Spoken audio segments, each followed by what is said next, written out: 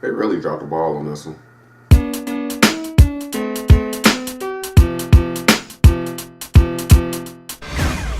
Dragonzord. What's up, guys? This is Courtney, one half of Brothers Deconstruction here, and today I'm going to be bringing you my review for the Power Rangers 25th anniversary episode in Ninja Steel titled Dimensions in Danger. But really quickly, before I actually jump into the review, I want to give a quick shout out to Steve Zarita over at Hyperdrive Picks.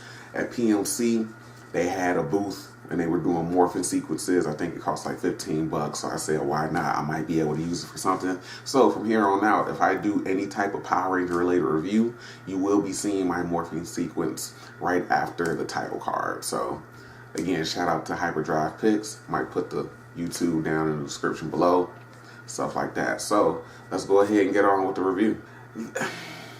Okay, now I have a lot of problems with Dimensions in Danger. First, they really need to stop making these like anniversary or special episodes 30 minutes long. These episodes need to be an hour long, and Dimensions in Danger is a great example of why that needs to happen. The pacing in this episode moved at breakneck speed.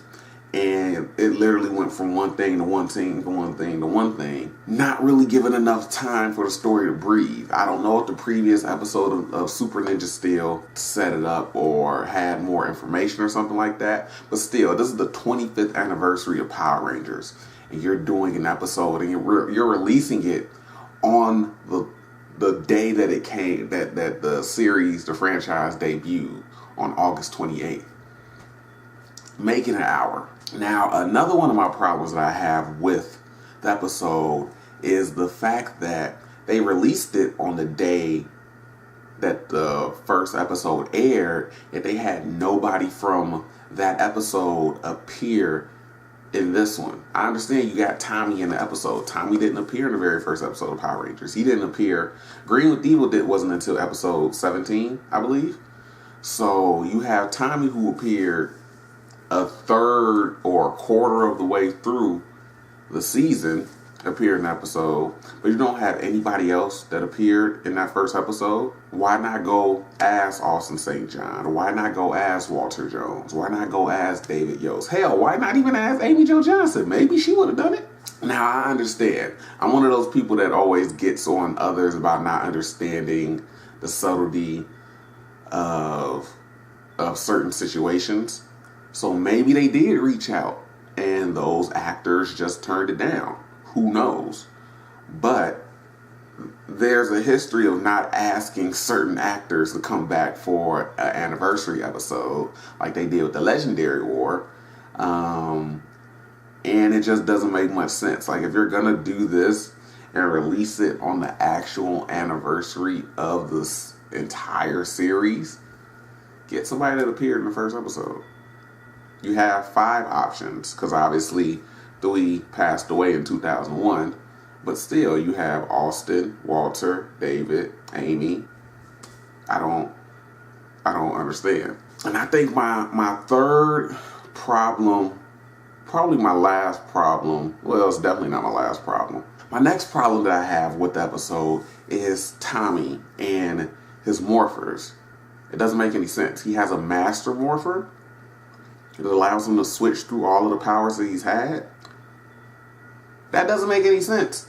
3 out of those 4 powers he lost. He does not have those 3 out of the 4 powers that he was using, that he morphed through in the episode. And 2 of the powers aren't even compatible with the damn morpher. He starts out as Black Dino Thunder. He switches into Red Zeo first, then goes White Tiger, and then Dragonzord power. Only the white and the Master Morpher is the regular Mighty Morphin Morpher. It's the same Morpher. There's just different coins that flash when he morphs. We only saw the coin flash with green, white, and Red Zeo, of course, because he just appeared out of nowhere as Black Dino Thunder. That doesn't make a whole lot of sense though, because the Mighty Morphin powers were destroyed. the Dino Thunder powers were destroyed. He should have been Red Zeo in this episode, plain and simple. And Red Zeo, the Zeomorphers are a thing. I have one in my closet right now. The Zeomorphers are a thing. Pretty sure the Dino Thunder Rangers have their own morphers. Like, why the Master Morpher thing isn't suspending my disbelief. Like, I'm sorry, it's not working. Yeah, I just don't really like or understand the whole Master Morpher thing. They should have just made him Red Zeo.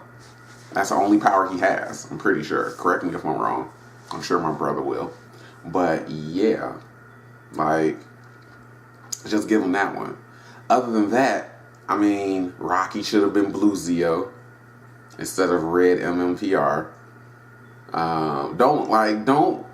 Don't air the episode the same day that the franchise debuted and have the replacement Mighty Morphin Red Ranger in the episode. I'm sorry. Rocky did nothing as Red Mighty Morphin, like the Tyranno Ranger. Make him Blue Zeo. Yeah, man, this episode, the pacing, like I said before, the pacing was off. They really could have used like a more fleshed out story for this episode.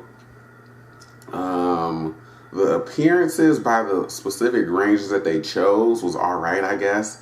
Like, I don't like Jim or Gemma, and Gemma was in this episode, but I mean, I guess because she didn't have Jim with her, she wasn't really annoying. Wes was fine. I always loved Jason Font forever. TJ was cool. Didn't really have any lines though. Only a couple. And it was Yellow Megaforce, I believe, and Gold Samurai. But anyway, those are my thoughts on the Super Ninja Steel episode Dimensions in Danger for the Power Rangers 25th anniversary. Yeah, look, all I ask is that if they're gonna keep doing these anniversary episodes, at least make them an hour long. Like, I shouldn't, because technically without commercials, the episode is a 30-minute show. Is really probably between 20 and 23 minutes long without commercials. That's definitely not enough time for this type of story to get to actually explain everything and get the point that you're trying to tell across. At least in my opinion. They please just start Hasbro. Make the episodes an hour long, because obviously Hasbro's gonna is taking over. I don't know when it goes into effect. I'm pretty sure they didn't have anything to do with this episode. But just make the episodes an hour long. If there are going to be any more anniversary episodes or special episodes or team up episodes or something like that, like this team up episode was terrible. It's probably one of the worst team up episodes. Like, if Bruce and I were to do an updated list of our team up episodes, this was probably be toward the bottom. I don't even want to compare it. It's kind of like the Forever Red thing. Like, Forever Red should have been an hour long, but it wasn't. Oh boy. Yeah, it's not a good episode. Watch it if you want, but I warned you.